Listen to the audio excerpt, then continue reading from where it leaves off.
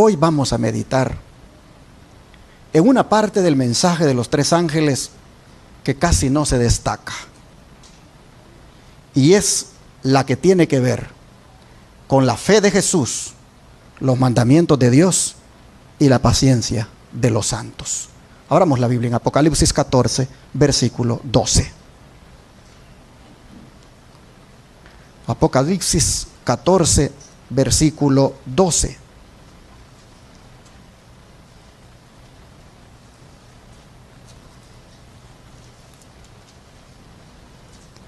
Y la Escritura dice de la siguiente manera. Apocalipsis 14, versículo 12. Aquí está la paciencia de los santos, los que guardan los mandamientos de Dios y la fe de Jesús. Pero ¿por qué en nuestro título aparecen invertidas las frases contundentes de este versículo?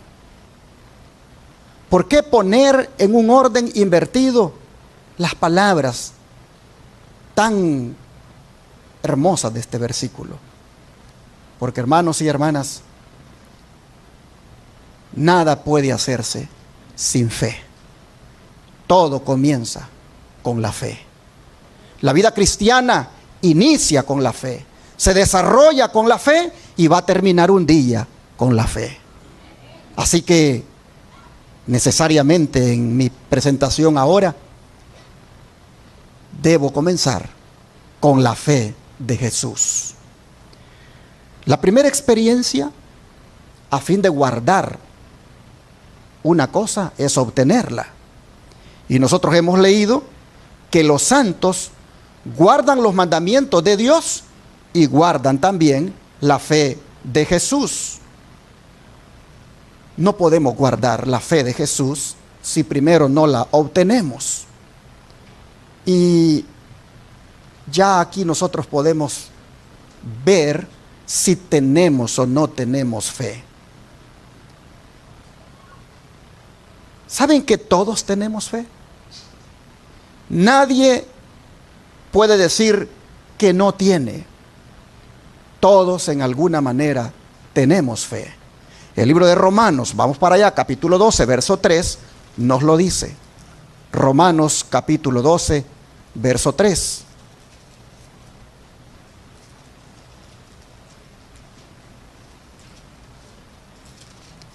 Romanos 12, 3 nos dice de la siguiente manera.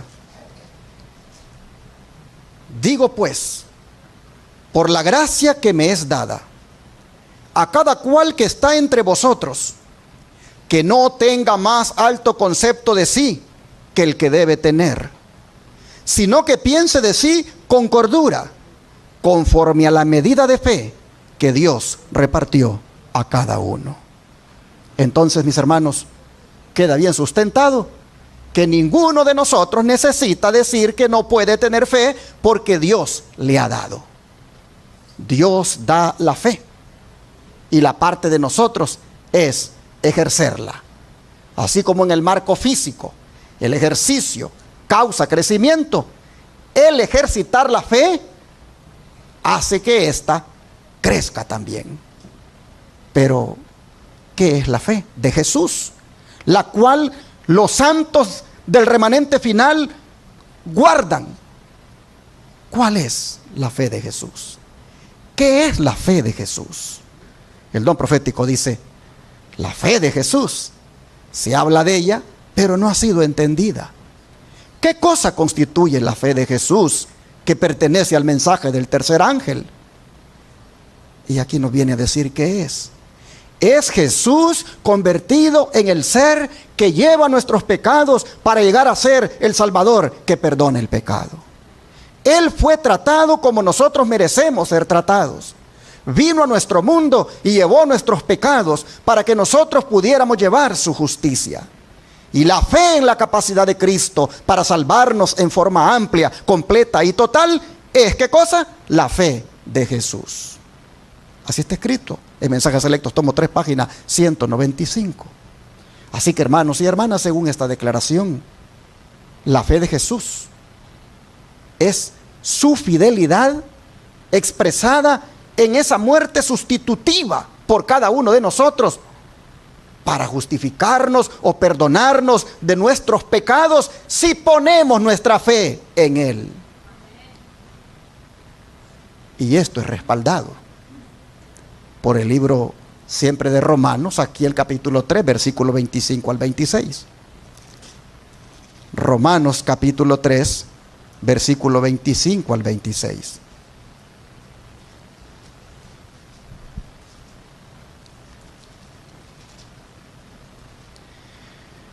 Y la Escritura dice: a quien Dios puso como propiciación por medio de la fe en su sangre, para manifestar su justicia a causa de haber pasado por alto en su paciencia los pecados pasados, con la mira de manifestar en este tiempo su justicia, a fin de que Él sea el justo y el que justifica al que es de la fe de Jesús.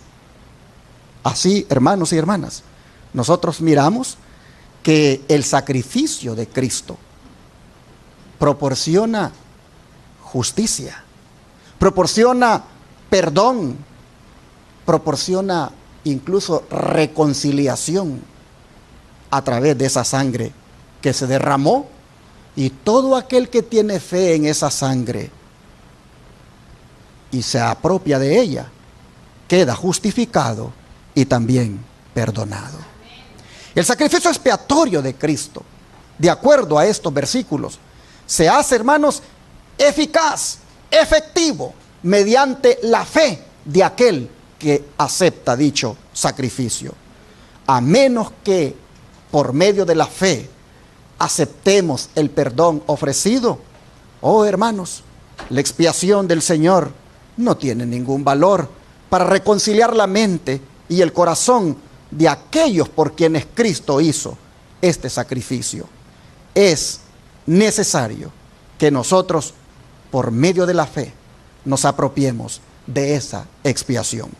El don de profecía lo recalca de esta manera. Cuando el pecador arrepentido, contrito delante de Dios, discierne la expiación de Cristo en su favor y acepta esa expiación como su única esperanza en esta vida y en la vida futura, ¿qué sucede, hermanos? Sus pecados, ¿qué pasa con ellos? Son perdonados. Esto es justificación por la fe. Cada alma creyente debe amoldar eternamente su voluntad con la voluntad de Dios y mantenerse en un estado de arrepentimiento y contrición, ejerciendo fe en los méritos expiatorios del Redentor y avanzando de fortaleza en fortaleza, de gloria en gloria. Perdón y justificación son una y la misma cosa. El creyente pasa mediante la fe de la condición de rebelde, hijo del pecado y de Satanás, a la condición de leal súbdito de Cristo Jesús. No por una bondad inherente, sino porque Cristo lo recibe como a su hijo por adopción. El pecador recibe el perdón de sus pecados, porque esos pecados son llevados por su sustituto y fiador. El Señor habla a su Padre Celestial y le dice: este es mi hijo, lo indulto de su condena de muerte, dándole mi póliza de seguro de vida, vida eterna, porque he ocupado su lugar y sufrí por sus pecados. Es plenamente mi amado hijo. Así se expresa el Señor de todo aquel que le acepta y le recibe como el único salvador de su vida. Sigue diciendo: el hombre perdonado y revestido con las bellas vestiduras de la justicia de Cristo está de este modo sin falta ahora delante de Dios. El pecador quizá yerre, pero no es desechado sin misericordia. Sin embargo, su única esperanza es arrepentirse ante Dios y tener fe en el Señor Jesucristo. Es prerrogativa del Padre perdonar nuestras transgresiones y nuestros pecados, porque Cristo tomó sobre sí nuestra culpa y nos ha indultado, dándonos su propia justicia. Su sacrificio satisface plenamente las demandas de injusticia. Justificación es lo opuesto a condenación. La ilimitada misericordia de Dios se aplica a los que son completamente indignos. Él perdona a los transgresores y los pecados debido a Jesús, quien se ha convertido en la propiciación por nuestros pecados. El transgresor culpable es puesto en gracia delante de Dios mediante la fe en Cristo y entra en la firme esperanza de vida eterna. Así está escrito en el manuscrito 21 del año 1891. Hermanos y hermanas, Jesús nos ha justificado. Jesús nos ha perdonado. Jesús ha quitado la culpa de nuestro pecado. Y al darnos su justicia, nos ve como si nunca hubiéramos pecado. Gloria a Dios por eso, hermanos. Eso es lo que está diciendo acá. Estamos viendo cuál es la fe de los santos, del remanente final. ¿En qué consiste la fe de los santos? ¿En qué consiste que ellos guardan la fe de Jesús? ¿Qué es la fe de Jesús? Es interesante que la palabra fe significa confianza, significa creer y significa fidelidad. Y la fe de Jesús consistió en ser fiel en esa misión de salvar a la raza humana. Pero es necesario que también el ser humano ejerza fe en Él para que ese gran sacrificio sea efectivo. Ahora, ¿qué sucede cuando una persona ha sido justificada por la fe? ¿Qué sucede cuando una persona ha sido perdonada, se le ha quitado la culpa, cuando por la gracia de Dios no tiene más esa carga que le agobia? ¿Qué sucede? Oh, hermanos y hermanas, se le nota en su manera de vivir. Se refleja esa justicia. Así lo dice el don de profecía. Vean ustedes, la justificación por la fe en Cristo se manifestará en la transformación de ¿qué cosa? Del carácter. Esta es para el mundo la señal de la verdad de las doctrinas que profesamos. La evidencia diaria de que somos una iglesia viviente se ve en el hecho de que practicamos la palabra. Un testimonio viviente se manifiesta al mundo en una acción cristiana consecuente. Carta 83 del año 1896. En otras palabras, no hay tal cosa de justificación sin santificación. Inmediatamente que uno es justificado, hermanos y hermanas, comienza a verse los resultados. Debe haber resultados, debe ser notorio. Sobre todo, dice, se debe de notar ¿en qué cosa? En el carácter. Interesante. Esto viene a ser, dice, la señal de la verdad. Que las doctrinas que profesamos son verdaderas. ¿Por qué?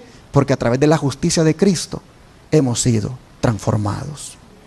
Oh, hermanos y hermanas, necesariamente, después de ser justificados por la fe, eso debe reflejarse en la vida.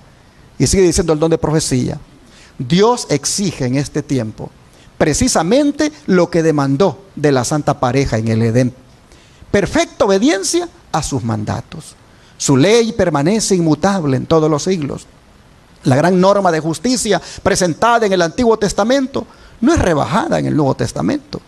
La obra del Evangelio no es debilitar las exigencias de la santa ley de Dios, sino elevar a los hombres hasta el punto donde puedan guardar sus preceptos.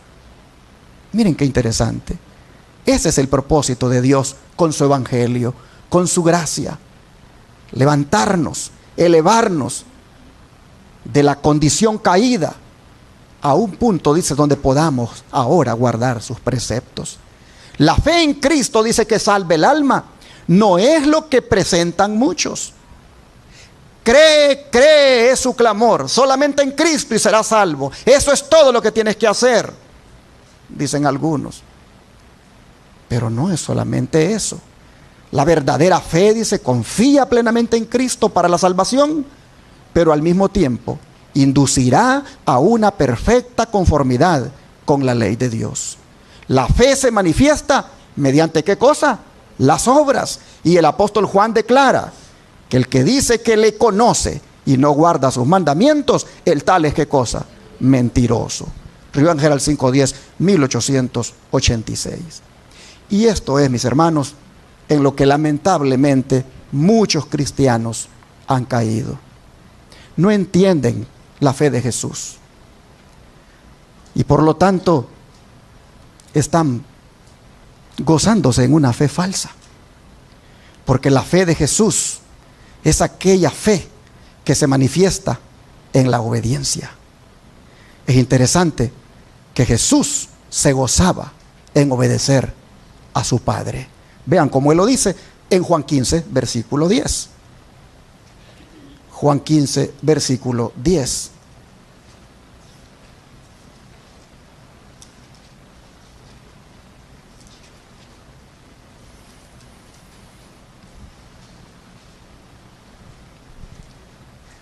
Dice: si guardareis mis mandamientos, permaneceréis en mi amor, así como yo he guardado los mandamientos de mi Padre y permanezco en su amor.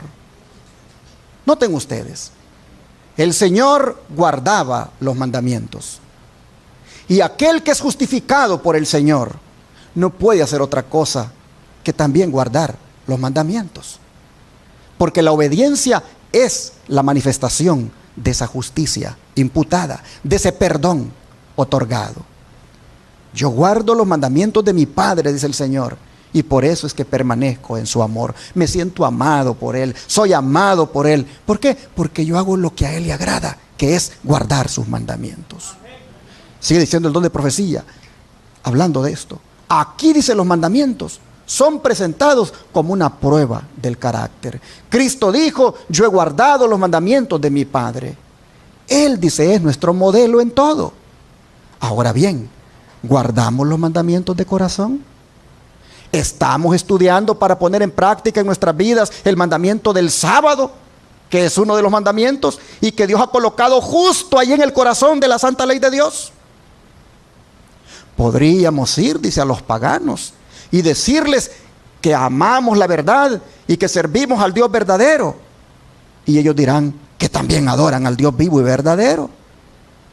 No tenemos otra forma de saber quién es el Dios vivo y verdadero, salvo que nos apoyemos en ese mandamiento del sábado, que presenta como al Dios creador de todo lo que existe. Ese Dios, dice, que hizo los majestuosos árboles y todo lo que es hermoso y bello bajo el cielo, el que equilibra las montañas en las balanzas. Ese Dios es el Dios vivo y verdadero. Él creó el universo. Y este mandamiento, dice, ¿cuál? El del sábado, nos dice quién es el verdadero Dios. Si Satanás logra eliminar el cuarto mandamiento del decálogo, entonces no seremos capaces de saber quién es el Dios vivo y verdadero. ¿Quién es ese Dios verdadero? El que creó todo lo que es hermoso en la naturaleza. Debemos contemplar a través de la naturaleza al Dios de la naturaleza. En ella hemos de ver al verdadero Dios, el creador de los cielos y la tierra. Los primeros 4 mandamientos señalan nuestro deber hacia Dios, y los últimos 6 hacia nuestros semejantes. No podemos violar uno de estos 4 primeros y estar en paz con Dios. Tampoco podemos violar uno de los últimos 6 y estar en armonía con Dios. Debemos inculcar, dice, esto a la gente. Sermones Escogidos, tomo 1, páginas 27 y las anteriores que estaban ahí. Es interesante que nosotros podemos ir a los paganos, dice la sierva del Señor, y decirles que amamos al Dios vivo y verdadero. Y ellos nos dicen que también lo aman, pero no saben quién es el Dios vivo y verdadero. Dicen que aman a un Dios vivo y verdadero, pero no lo conocen plenamente, porque están pisoteando el mandamiento que lo identifica, el mandamiento del sábado, el mandamiento que lo destaca a Él como el dueño de todo. Dice que debemos inculcarle a la gente quién es el Dios vivo y verdadero, mostrándoles la santa ley de Dios y su mandamiento que está en el corazón de ella, como es el mandamiento del sábado, porque ahí se muestra al Dios vivo y verdadero. Debemos inculcarlo a la gente. ¿Por qué debemos inculcarlo? Porque solamente así tendrán la fe verdadera, la fe de los cristianos de Apocalipsis 14:12 que leímos hace un rato. Esos cristianos que en el tiempo del fin imitan a Cristo en su fe, siendo fieles como Él, guardando sus mandamientos. Debemos inculcar esta verdad, pues de lo contrario no tendrán la fe verdadera, no tendrán la fe de Jesús. Tristemente, solo tendrán la fe del diablo. Pues la Escritura habla de la fe del diablo y esa es peligrosa. ¿Cuál es la fe del diablo? Vamos a Santiago capítulo 2, versículo 19. Santiago capítulo 2, verso 19.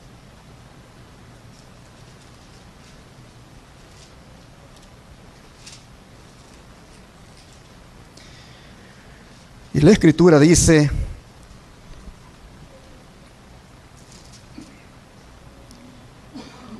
tú crees que Dios es uno, bien haces. También los demonios creen y tiemblan. ¿Qué les parece? ¿Tiene fe el demonio? Sí. Tiene fe. Él también cree y tiembla.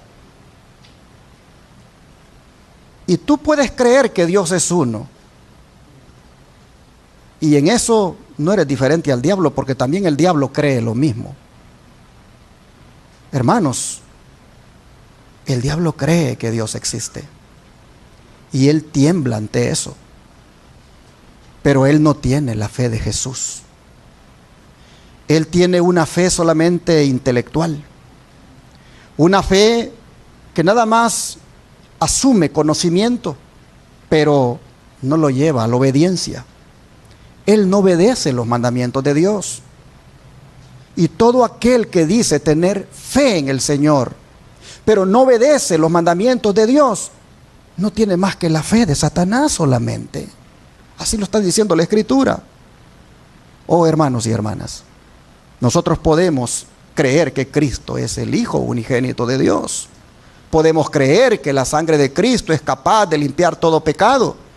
Podemos creer que cada declaración hecha en la Biblia es verdadera. Y aún así no tener la fe de Jesús. ¿Por qué? Porque esa palabra verdadera debe ser verdadera en nosotros. ¿Cuántos lo creen? Debe ser verdadera en nosotros. Jesús, hermanos y hermanas, creía en la palabra de su Padre y hacía que esa verdad, esa palabra, fuera verdad en él. ¿Se acuerdan cuando él le dijo a Lázaro: Lázaro, sal fuera? Les pregunto, ¿él sabía que estaba hablando allí la palabra de Dios? Cuando él dijo: Lázaro, sal fuera, ¿sabía o no sabía que él estaba hablando allí la palabra de Dios? Claro que sí. Miren ustedes cómo él lo hizo en San Juan, el Evangelio de Juan capítulo 14, versículo 24.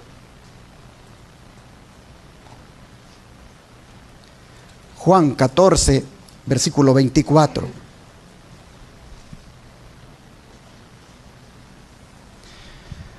Dice la Escritura: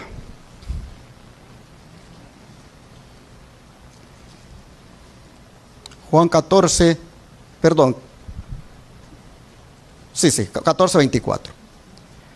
El que no me ama, no guarda mis palabras. Y la palabra que habéis oído no es mía, sino ¿de quién? Del Padre que me envió. Ahora vean ustedes el capítulo 12, versículo 49, de aquí mismo, de Juan. Juan 12, versículo 49. Porque yo no he hablado por mi propia cuenta. El Padre que me envió, Él me dio mandamiento de lo que he de decir y de lo que he de hablar. Aquí nosotros miramos, hermanos, que cuando Él dijo: Lázaro, sal fuera, Él sabía que la palabra que estaba hablando era la palabra que Dios le estaba dando. Y que tenía poder esa palabra para realizar lo que él hablaba.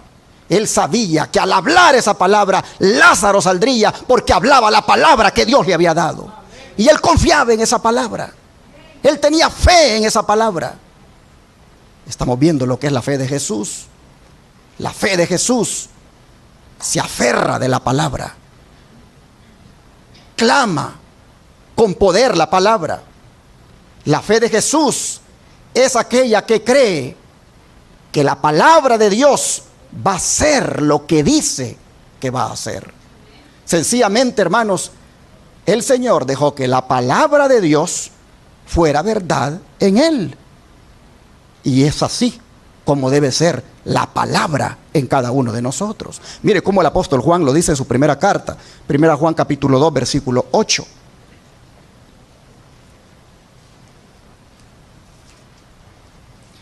Primera Juan capítulo 2, versículo 8.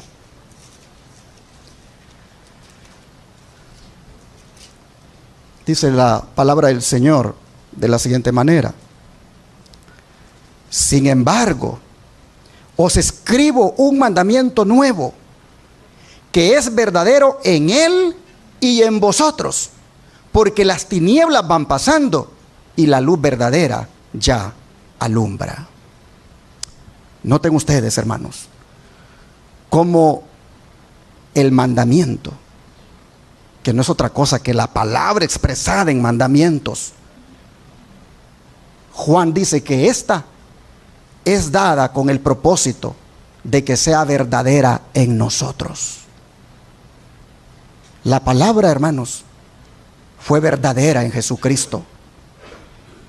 Y Él fue un verdadero representante de la palabra.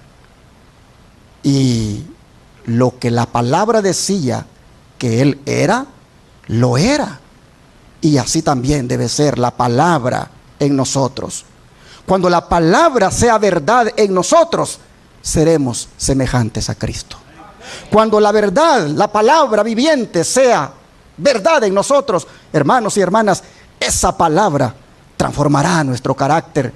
Esa palabra va a obrar en nosotros lo que ella dice.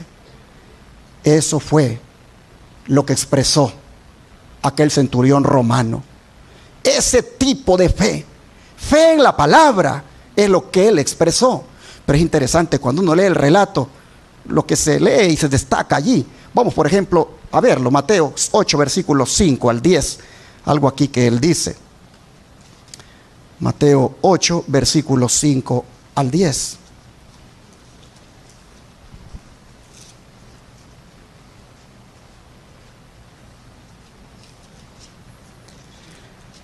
Mateo 8, versos 5 al 10, dice: entrando Jesús en Capernaum, vino a él un centurión rogándole y diciendo: Señor, mi criado está postrado en casa, paralítico, gravemente atormentado. Jesús le dijo: yo iré y lo sanaré. Respondió el centurión y dijo: Señor, no soy digno de que entre bajo mi techo. Solamente di la palabra y mi criado sanará. Porque también yo soy hombre bajo autoridad, y tengo bajo mis órdenes soldados. Y digo a este: ve y va, y al otro: ven y viene, y a mi siervo: haz esto, y lo hace. Al oírlo Jesús se maravilló y dijo a los que le seguían: de cierto os digo que ni aún en Israel he hallado tanta fe. Oh, hermanos, di la palabra, dice el centurión. Es todo lo que necesitas hacer. Di la palabra, porque tú le dices, al igual que yo, estás bajo autoridad. Mis órdenes son como las órdenes del César, y cualquier soldado las toma así, como viniendo del César, y hacen lo que les digo, porque yo represento al César como centurión. Tú estás bajo autoridad, tú representas a Dios, tú estás aquí en este mundo bajo la autoridad de Dios, y por lo tanto solamente tienes que decir la palabra, porque la palabra que tú hables no la vas a hablar tú, sino que la va a hablar Dios a través de ti. Es decir, no miraba el centurión a un simple carpintero, no miraba el centurión a un simple rabino, miraba a alguien que estaba bajo la autoridad de Dios. Y él le dice: solo di la palabra. A Jesús no le quedó más que decir: ni aún en Israel he hallado tanta fe. Hermanos y hermanas, El centurión unía su fe a la palabra. El centurión ponía su confianza en la palabra de Dios. El centurión dependía de la palabra y permitió que la palabra fuera verdad en él. En otras palabras, hermanos, él se sometió a la palabra y creía que esa palabra podía obrar, así como lo hacía Jesús. Esta es la fe de Jesús. La fe que cree en la palabra de aquel que le envió. La fe de aquel que se apropia de la palabra del que le envió. La fe de que habla con esa palabra que ha dado aquel que le envió. Esta es la fe de Jesús. Esta es la fe que el centurión manifestó. En cambio, la fe del demonio es diferente. Él cree que la Biblia es la verdad. Él cree que es verdadera, pero no permite que esa palabra de la Biblia sea verdad en él. Él prácticamente es una mentira por todos lados. Él no se somete a la palabra para que lo cambie y actúe en él.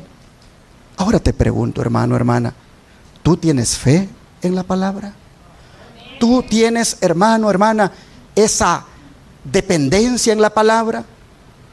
Te pregunto, ¿la palabra actúa en ti? ¿Haces que la palabra sea verdad en ti? Oh, hermanos y hermanas, si es así, entonces tienes la característica de los santos del remanente final, porque tienen la fe de Jesús. Esa fe que cree en la palabra. Si no es así, si esa palabra no está actuando en ti, si esta palabra no está haciendo cambios en ti, entonces, hermano, hermana, necesitas estudiar más la Biblia. Necesitas meditar más en la palabra. Necesitas oír más la palabra, porque por oír la palabra, tu fe se aumenta. Y en el contexto de lo que he estado diciendo, quiero invitarles a leer 1 Tesalonicenses 2:13. 1 Tesalonicenses capítulo 2, verso 13.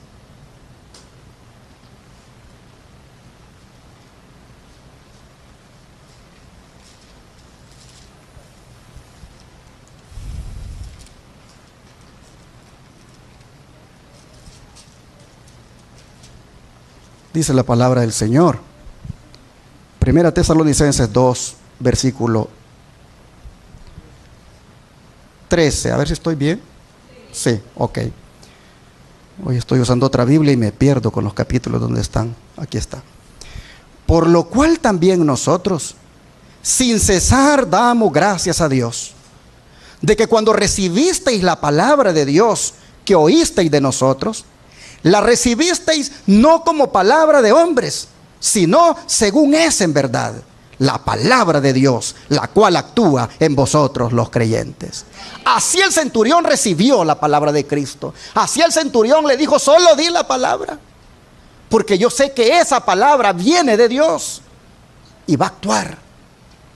Oh, hermanos y hermanas, la palabra debe actuar en nosotros. Mira, hermano, hermana, cada sábado que vienes a congregarte, si la palabra no actuó en ti, oh, hermano, tienes que preocuparte, porque sencillamente llegaste a perder el tiempo. Tú tienes que procurar, cuando sales de tu casa para el templo, decir: Señor, haz que la palabra que se va a predicar hoy actúe en mí, sea verdad en mí, produzca en mí el cambio que se requiere. Esto Pablo le daba gracias a Dios por los tesalonicenses, porque habían recibido la palabra, no como la palabra de él, sino como la palabra de Dios que actuaba en él, que los cambiaba, que los transformaba. Dice el don de profecía: la Biblia contiene todo lo que es necesario para la salvación del alma, y al mismo tiempo es apta para disciplinar y fortalecer la mente. Resultará mucho más eficaz que cualquier otro libro para guiar sabiamente en los asuntos de esta vida, así como para ayudar al alma a ascender por la escalera que alcance el cielo. La Biblia da al verdadero investigador un adiestramiento mental avanzado. Sale de la contemplación de las cosas divinas con sus facultades enriquecidas. Se humilla el yo, mientras que Dios y su verdad son ensalzados. Debido a que los hombres no están familiarizados con las verdades de la Biblia, se ensalza tanto al hombre y se honra tampoco a Dios. Al escudriñar las páginas de la palabra de Dios, Nos movemos a través de escenas majestuosas y eternas. Contemplamos a Jesús, el Hijo de Dios, viniendo a nuestro mundo y participando en el misterioso conflicto que derrotó a las potestades de las tinieblas. Cuán admirable, casi increíble es que el Dios infinito consintiese en la humillación de su Hijo unigénito. La palabra de Dios es el alimento espiritual con el cual el cristiano debe fortalecerse en espíritu y en intelecto, a fin de batallar por la verdad y la justicia. La Biblia enseña que todo pecado que nos asedia debe ser desechado, que debe sostenerse la guerra contra el mal hasta que toda mala tendencia haya sido vencida. El agente humano debe colocarse como estudiante voluntario en la escuela de Cristo. Mientras acepta la gracia que se le ofrece libremente, la presencia del Salvador en los pensamientos y en el corazón le darán decisión de propósito para poner a un lado todo peso, a fin de que el corazón sea henchido con toda la plenitud de Dios. En la Biblia, hermanos, necesitamos volver a la Biblia. Necesitamos leer más la Biblia. Necesitamos depender más de la palabra. Necesitamos que esta palabra, hermanos, haga esa transformación. Pero la otra declaración de nuestro texto base, que leímos en Apocalipsis 14:12, es que el remanente final de Dios no solo guarda la fe de Jesús, sino que también guarda ¿qué cosa? Los mandamientos. Y resulta que lo mismo que ocurre con la fe, que para guardarla debemos obtenerla, esto mismo ocurre con los mandamientos de Dios. Para poder guardarlos hay que obtenerlos. La pregunta es, ¿cómo se obtienen los mandamientos? Dios tiene que dárnoslos. ¿Y cómo nos los da? Vamos al libro de Hebreos, capítulo 8, verso 10. Hebreos 8, verso 10.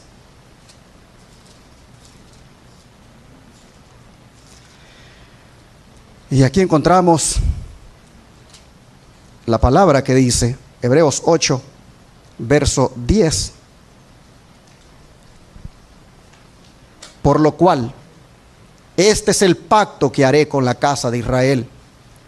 Después de aquellos días, dice el Señor, pondré mis leyes en la mente de ellos, y sobre su corazón las escribiré, y seré a ellos por Dios, y ellos me serán a mí por pueblo. Así que Dios es el que da los mandamientos, y Él los da a su propia manera. Escribiéndolos ¿a dónde? Ya no en tablas de piedra, sino en el corazón. ¿Y por medio de quién los escribe allí? Por medio de su Espíritu Santo. Así lo dice Pablo en 2 Corintios 3, versículo 3. 2 Corintios 3, versículo 3.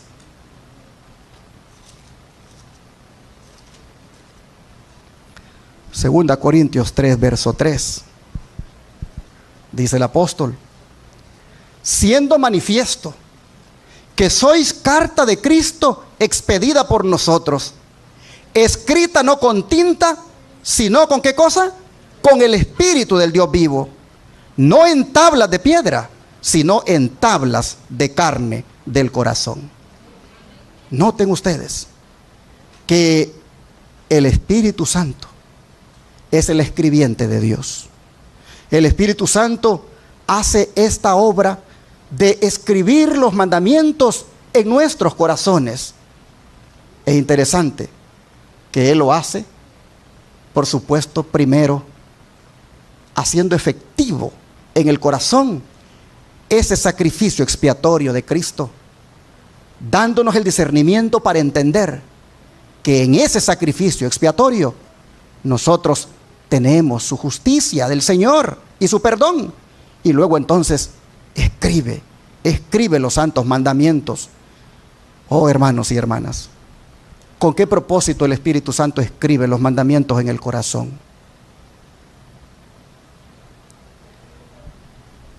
Mira, hermano, cuando el Espíritu Santo pone en el corazón, en tu corazón, cuando el Espíritu Santo pone en tu corazón, no tendrás dioses ajenos delante de mí. ¿Sabes lo que tú tienes que decir? Me someto a eso. porque esa es palabra de Dios para ti. Y el centurión se sometió a la palabra. Jesús anduvo viviendo aquí en la tierra sometido a la palabra. Y cuando el Espíritu Santo escribe en tu corazón, no tendrás dioses ajenos delante de mí, tú debes decir en tu corazón, me someto a eso. Pero después viene el Espíritu Santo y comienza a escribir: no te harás imagen ni ninguna semejanza de lo que está arriba en el cielo ni abajo en la tierra. Y nuevamente tú tienes que decir, ¿qué cosa? Me someto a eso, porque es palabra de Dios para mí. Y después viene el Espíritu Santo y escribe en tu corazón: no tomarás el nombre de Jehová tu Dios en vano. Y tú tienes que decir, ¿qué cosa? Me someto a eso. Pero entonces comienza el Espíritu Santo escribiendo el cuarto mandamiento en el corazón de los hombres.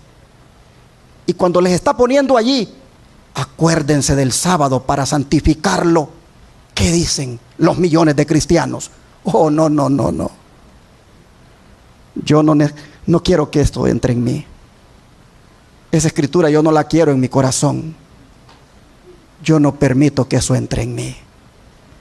Entonces, hermanos y hermanas, el Espíritu Santo deja de escribir. Deja de escribir por el rechazo a permitirle a escribir el cuarto mandamiento.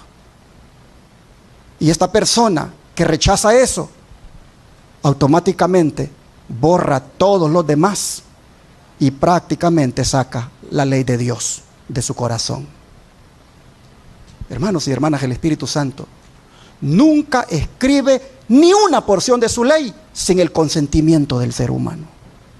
El Espíritu Santo jamás va a escribir algo en contra de nuestro consentimiento. Sin embargo, por eso es que hay muchos adulterios. Porque no queremos dejar que escriba en el corazón: no cometerás adulterio. Por eso es que hay muchas personas viviendo solo juntas, sin estar casadas, en fornicación, porque no quieren que el Espíritu Santo les ponga en el corazón: no fornicarás.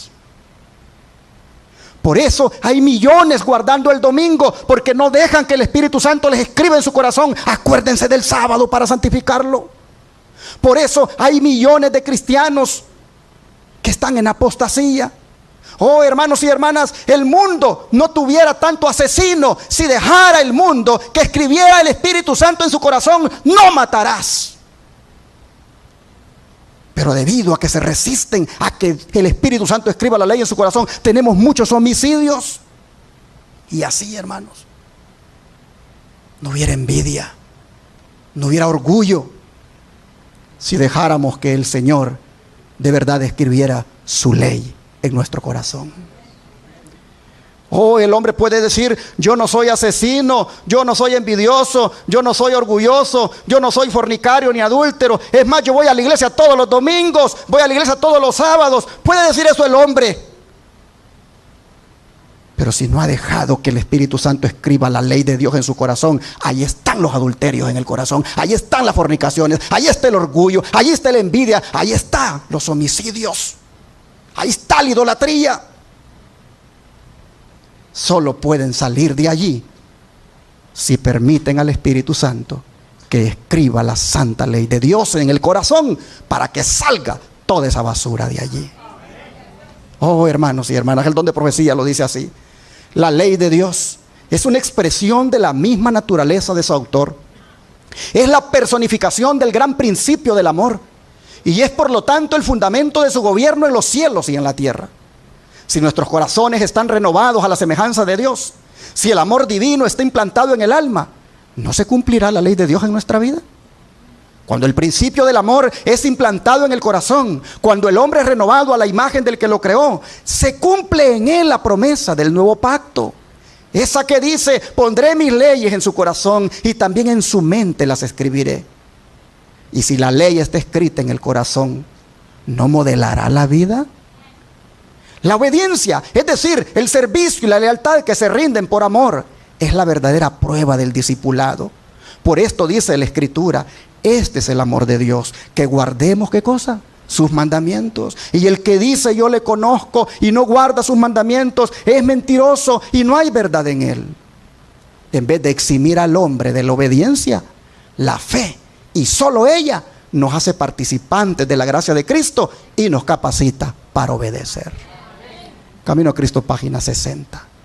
Ahora tiene sentido que guardan los mandamientos y la fe de Jesús.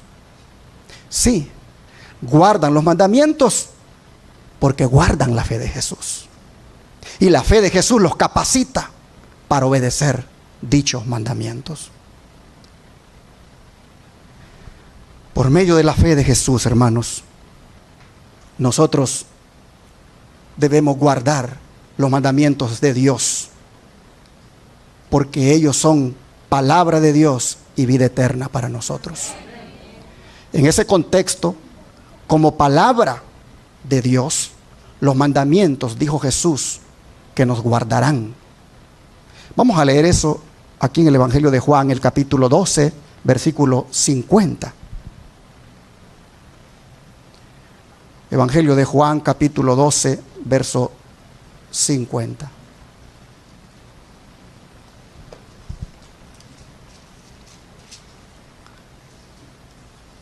Dice la palabra del Señor: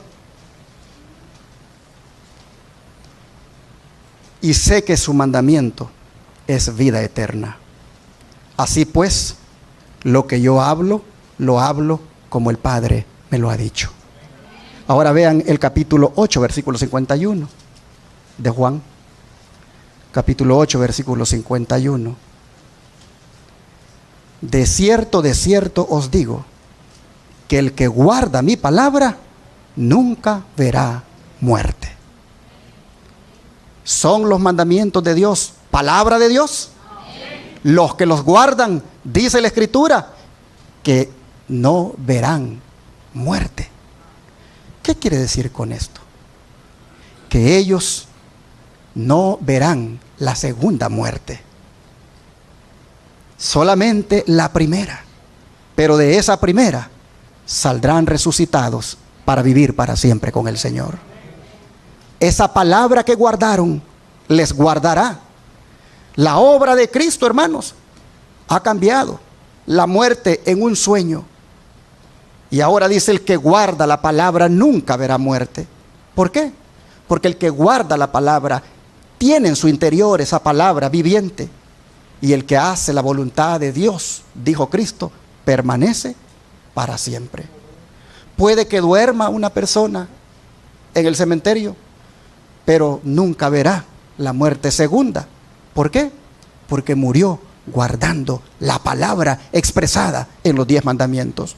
En cambio, los que no guardan los mandamientos de Dios, estos verán esa muerte de la cual no hay resurrección. Así que, hermanos y hermanas, vale la pena perseverar en guardar la fe de Jesús y los mandamientos de Dios. Eso es, hermanos, la paciencia de los santos. Perseverar. Perseverar. La palabra griega upomone, de donde ha sido traducida paciencia, es perseverar o aguantar. Y los santos aguantan, los santos perseveran en guardar la fe de Jesús y guardar los mandamientos. Oh, hermanos y hermanas, el tiempo que falta para vivir es corto, pero este poco tiempo hay que vivirlo guardando la fe de Jesús, como también los mandamientos. Mire cómo lo dice el apóstol Pablo en Hebreos 10, versículo 36 al 38, cuando habla de la paciencia que los santos tienen en Apocalipsis 14, 12, como aquí se expresa la palabra.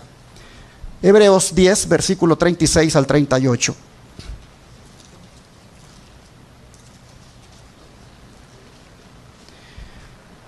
Dice la Escritura, Hebreos 10, versos 36 al 38. Porque os es necesaria, ¿qué cosa? La paciencia. ¿Pero qué quiere decir paciencia? A ver, ¿qué dije hace un momento? Perseverancia. Así que os es necesaria la paciencia o perseverancia, para que habiendo hecho la voluntad de Dios, obtengáis la promesa.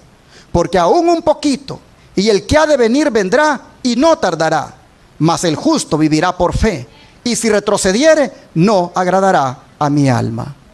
Así, hermanos y hermanas, vemos que si vivimos por fe, vamos a poder pasar por la crisis.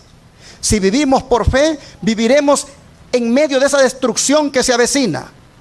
Oh, hermanos y hermanas, cuando el conflicto con la bestia y su imagen arrecie contra nosotros, si estamos perseverando en la fe de Jesús y en la obediencia a los mandamientos, oh, hermanos, ahí el Señor nos va a distinguir cuando Miguel se levante. Porque Miguel se va a levantar de parte de los hijos del pueblo de Dios. Y se va a levantar para defenderlos, porque perseveran en la fe de Jesús y en los mandamientos. Él nos va a defender. Dice el don de profecía: no todo el mundo ha tomado posiciones con el enemigo y contra Dios. No todos se han vuelto desleales. Queda un remanente que permanece fiel a Dios. Porque Juan dice: aquí está la paciencia de los santos, aquí están los que guardan los mandamientos de Dios y la fe de Jesús. Muy pronto, dice, una furiosa batalla contra los que sirven a Dios será entablada por aquellos que no le sirven. Muy pronto todo lo que es susceptible de ser removido lo será, de modo que solo lo inquebrantable subsista. Y lo inquebrantable será este tipo de personas que describe Apocalipsis 14:12. Sigue diciendo: la fe que fortaleció a Habacuc y a todos los santos y justos de aquellos tiempos de prueba intensa era la misma fe que sostiene al pueblo de Dios hoy. En las horas más sombrías, en las circunstancias más amedrentadoras, el creyente puede afirmar su alma en la fuente de toda luz y poder. Día tras día, por la fe en Dios, puede renovar su esperanza y valor. El justo en su fe vivirá. Al servir a Dios, no hay por qué experimentar abatimiento, vacilación o temor. El Señor hará más que cumplir las más altas expectativas de aquellos que ponen su confianza en Él. Les dará la sabiduría que exigen sus variadas necesidades. Como Habacuc pasó por su crisis, como los cristianos en la Edad Media pasaron por su crisis, como a lo largo de la historia cada hijo de Dios fiel ha pasado por su crisis, pero la fe lo ha sostenido. De la misma manera, la fe nos va a sostener a nosotros. Pero la fe de Jesús, la que hemos descrito, que cree en la palabra de Dios, que se aferra de ella y que también se deja transformar por ella. Y así hemos visto este día que antes de la venida del Señor habrá un pueblo que estará cumpliendo con la voluntad de Dios. Nuestro lugar es ser uno de ellos. Nuestro lugar es ser uno de aquellos de quienes el Señor pueda decir: aquí está, ¿qué cosa? La paciencia de los santos. Aquí están los que guardan los mandamientos y la fe de Jesús. Oh, noten, no los va a distinguir por el nombre de una iglesia. No los va a distinguir por el nombre de una denominación. Solamente los va a distinguir porque están guardando la fe de Jesús y guardando los mandamientos de Dios. Que ese sea nuestro objetivo, formar parte de ese pueblo, y que cuando el Señor venga, con gusto nos tome y nos dé para siempre la dicha eterna. Que Dios les bendiga. ¿Cuántos quisieran esa fe? Acabamos de decirlo en canto, en alabanza: dame la fe de mi Jesús. Esa es, hermanos, la que nos va a sostener en la prueba final.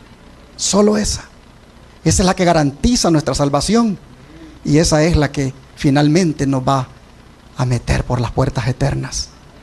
Dame la fe de mi Jesús. Pidámoselo de rodillas que nos la dé esta mañana.